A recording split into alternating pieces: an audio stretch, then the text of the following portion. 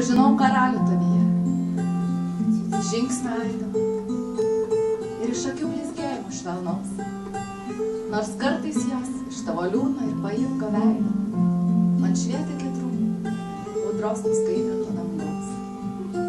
Kiekvienas tavo žodis išdidus, bet mielas, kiekvienas tavo mostas laisvas ir platus kalbėjo apie didžią gražią sielą, praaugs, lyg aukštas medis skiria visus medžius, nes tu sakei, per žemę mes praeinam, tik vienas syk, tad būkime tvirti.